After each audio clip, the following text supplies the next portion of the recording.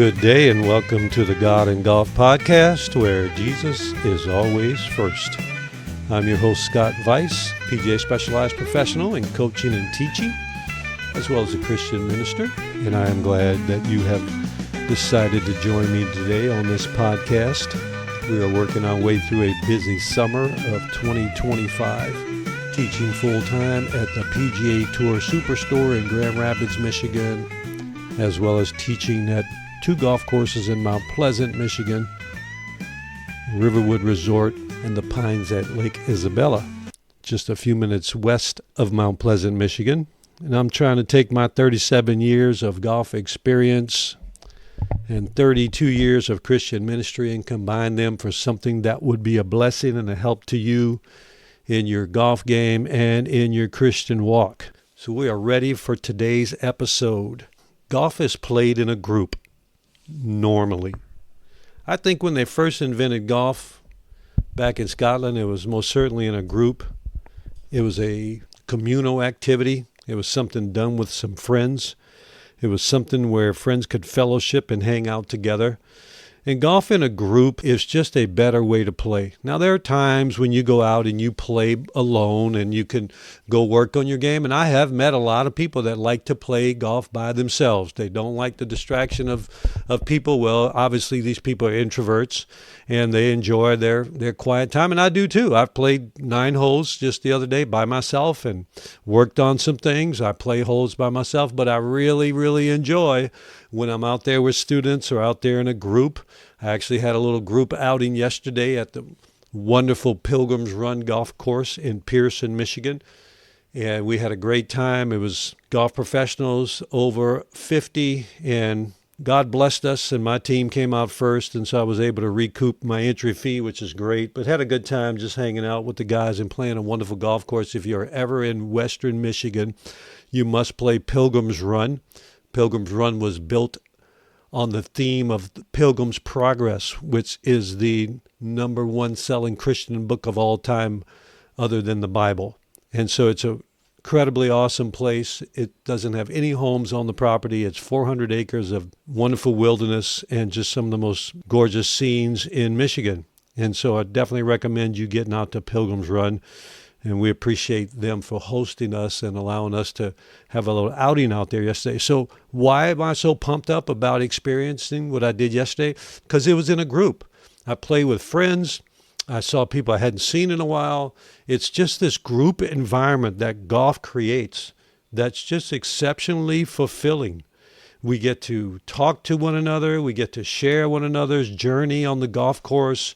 I mentioned to you at the beginning, I think in my introduction, all the things that golf does in creating a community of people that maybe just met for the first time, and the next thing you know, 4 hours later, you leave as best friends almost. There's so much that's revealed through the game of golf.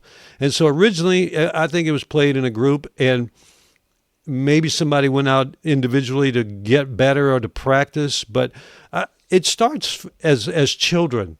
You know, we have a lot of junior golf programs in the United States. We have junior leagues. We have junior clinics. We have junior programs held at all kind of golf courses, whether they're private or public. Even retail facilities host junior events. At the store where I work, we have junior events, which juniors we classify as any child up to the age of 18 is called a junior in the golf world. And so what happens, the young kids, they'll hang out in groups, and they're hanging out on the driving range, and they're hitting balls together, and they're talking, and they're hanging out on the chipping green or on the putting green. And I remember when we would conduct junior clinics, and I didn't have the privilege of growing up at that age playing golf. I mean, I was actually thinking about it this week, what it would have been like if I would have been playing golf from 7 or 8 years old. Who knows how different my life would have been and how different my experience as a golfer would have been, how much more efficient or better I could have gotten. I don't know. But I didn't have that. That wasn't part of my childhood. That wasn't part of my early experience. But when I do see children or young people hanging out around a green, they're having fun together. They're talking about their golf game. They're talking about life in general. They're shooting the breeze on all kind of stuff. Maybe they're even doing it. I don't advocate gambling, but I'm telling you, it happens out there. Kids are going to play, hey, I can putt better than you, and the winner gets a Snickers bar or 50 cents or something like that. But they're learning how to have the conversations and hanging out with one another in a group. And it's just amazing when we become an adult, when we turn 18, it's like that environment ends. We're always with our little buddies playing golf, and we meet our friends at the golf course. And yesterday was junior program out at Pilgrim's Run, and man, those kids were so excited. One of the mom told us that he had his golf glove on since they left the house. I mean, when he got out the car, it wasn't bye mom, see you later, love you, anything like that. He was gone. He was looking for his golfing buddies, man, and they went out on the golf course. And obviously, it's something exciting. Now, all of a sudden, we turn 18, 19, 20, and we get into college or finish school or get into the workforce, and all of our practice and all of our golf time is done individually.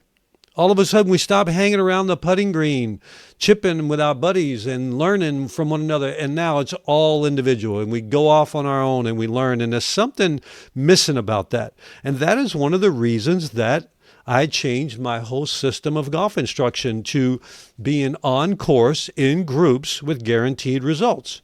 So when I'm outside, I believe the most efficient way to learn is in a group on the golf course, where you have multiple people asking questions, where you create a learning environment, and there's like a vibe of a collective learning experience. So I used to have the mindset that golf should be taught individuals, to individuals only, and all instruction should be just one-on-one, because everybody has a different learning style, and so you got to connect with that person you're teaching.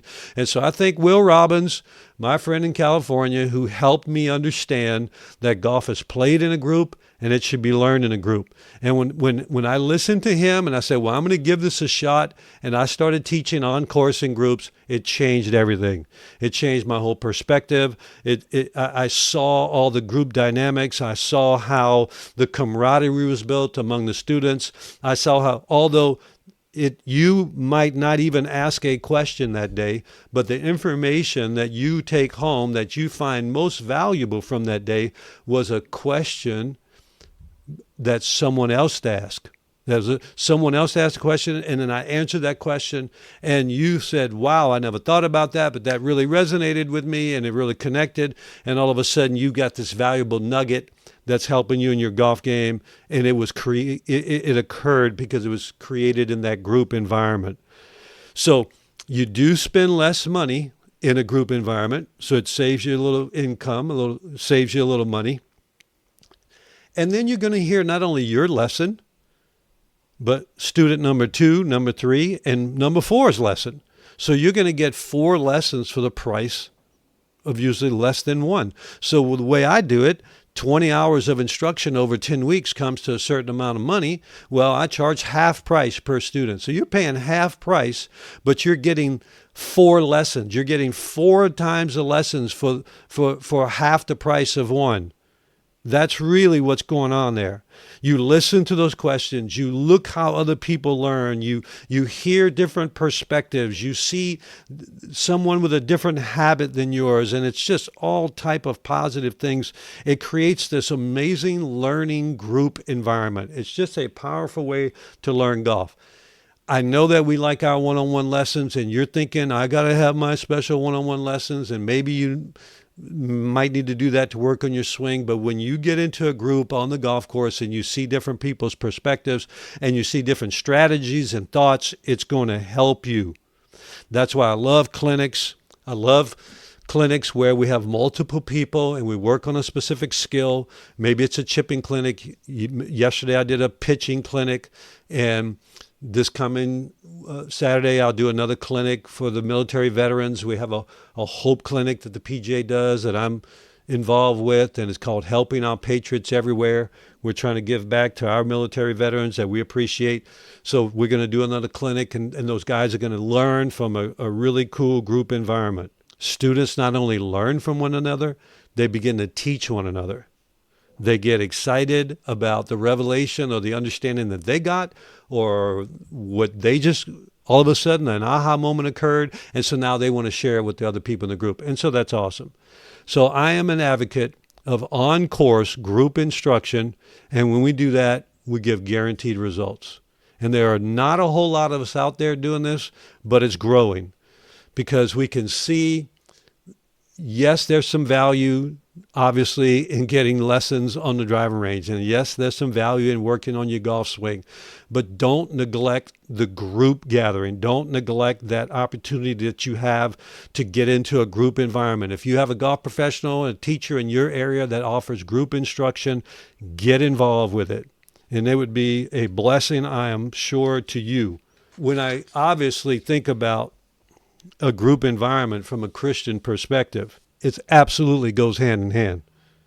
Just as golf is an individual sport that is played in a group, Christianity is an individual decision and commitment to a new birth and commitment to the Lord Jesus Christ, and it's lived out in a community, in a group.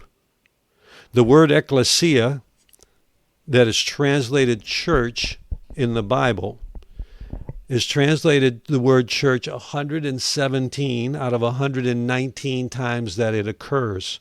So again, the word ecclesia, I guess I'm saying it right, is a Greek word that's translated church. 2 times it's translated assembly. But we have altered the meaning of the word church. It's people. The word ecclesia actually means the called out ones, the individual people that are called out and separated from the rest of the people in the world. It's the true church of God worldwide. It's all the people that have truly been born again of the water and the Spirit, as the Bible teaches. It's all the people that are truly walking and following Jesus. Church is not a building. Hello, I'm going to say that again. Church is not a building. Church is not an activity. You can't go to church. You cannot go to something that you are. This is a misuse of the original understanding of the word ecclesia. Ecclesia is assembly or the called out ones. Much better be translated assembly than church. The church or the assembly, the called out ones, is a family. It is a group of people. The church is often referred to as a family, all in Scripture. We are the family of God. When you meet with your family, you meet with them in person, typically. You grow up in a family, you have an actual mom and an actual dad and actual brothers and sisters living in the same dwelling as you live. Is Zoom effective? Yes, it's great. I lead a Zoom Bible study every Tuesday night. We have great time. We have fellowship. I have people all over the United States and multiple states that are in it. But it's not like being in person with your own personal group doing your Christian walk with. It is different when you are actually in person. Can we learn things from YouTube? Yes. Can we learn things from Bible studies on Zoom? Absolutely. But everybody needs in their own personal group of people in their local community. 59 times in the New Testament, it uses the phrase one another. We are to help one another, to bless one another, to mourn with one another, to live this whole life with one another. That's why in Hebrews in chapter 10, verse 24 and 25, it says, and let us consider one another. What now?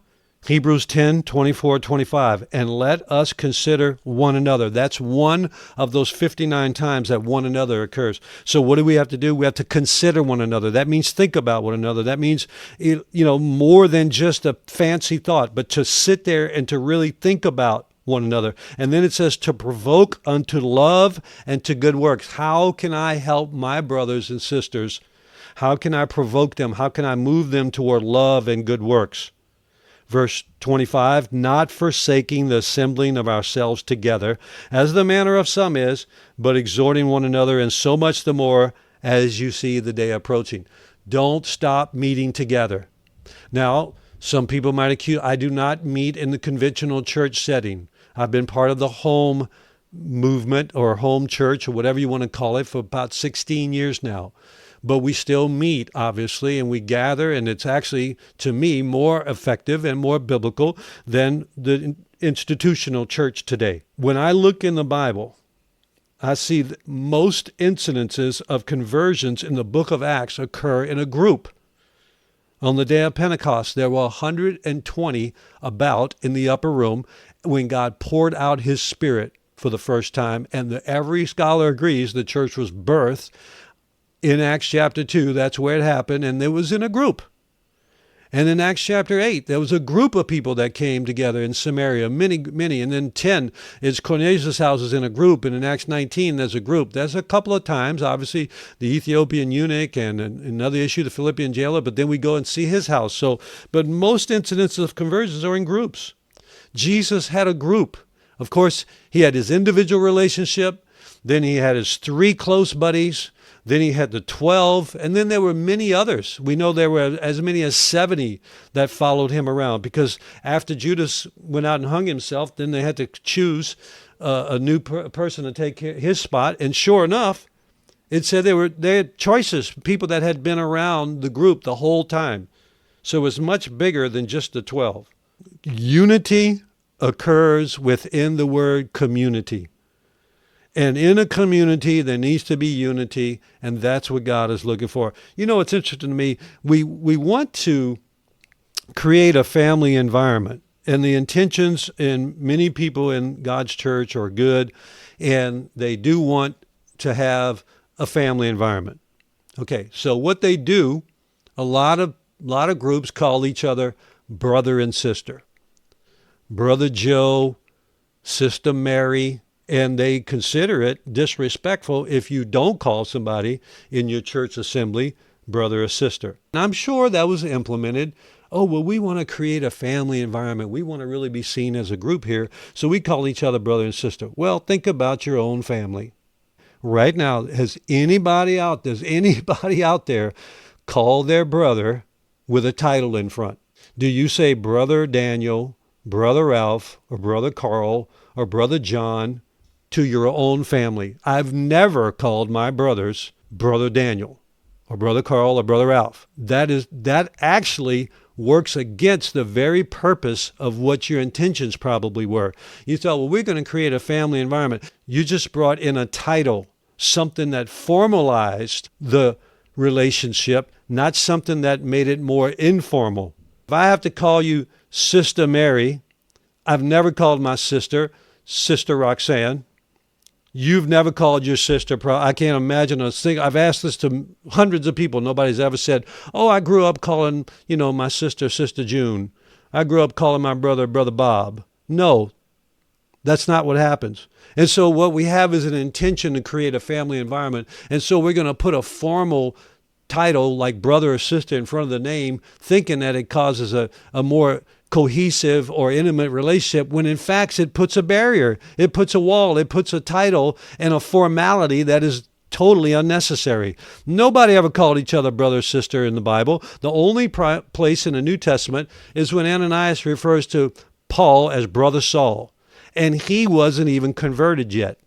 I think he said it by faith. He goes, Brother Saul, receive thy sight.